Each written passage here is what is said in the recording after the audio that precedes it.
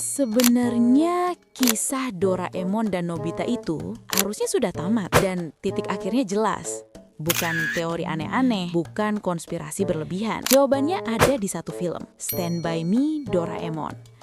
Film ini bukan sekedar nostalgia. Film ini adalah penutup cerita Doraemon yang paling masuk akal. Tapi anehnya, cerita Doraemon terus berjalan sampai sekarang. Kenapa? Di Stand By Me, akhirnya kita dikasih tahu satu hal penting yang selama puluhan tahun cuma jadi pertanyaan. Siapa sebenarnya yang mengirim Doraemon ke masa lalu? Pengirim Doraemon adalah cucu Nobita sendiri. Namanya Sewashi Nobi. Sewashi hidup di masa depan dengan kondisi keluarga Nobita yang berantakan, miskin, penuh hutang, dan hidupnya berat. Karena itulah, Sewashi mengambil keputusan besar.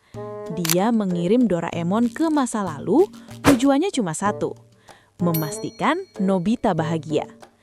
Dan dalam konteks Doraemon, kebahagiaan Nobita itu sederhana. Nobita harus menikah dengan Shizuka. Karena di masa depan yang buruk, Nobita menikah dengan Jaiko. Dan dari sanalah semua masalah keluarga berasal. Jadi selama Nobita belum bahagia, selama masa depannya belum beres, misi Doraemon belum selesai. Kenapa Doraemon tidak bisa pulang? Kalau kamu perhatiin episode-episode awal Doraemon itu sering banget pengen pulang. Dia capek, Nobita manja, cengeng, dan selalu menyeret Doraemon ke masalah. Tapi ada satu hal penting, Doraemon tidak bisa kembali ke masa depan sesuka hati. Karena Sewashi sudah menanamkan program khusus ke Doraemon. Aturannya sederhana, tapi kejam.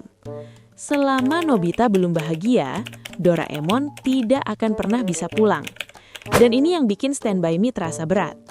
Di Stand By Me, Nobita akhirnya melihat masa depannya sendiri. Dia melihat dirinya tumbuh.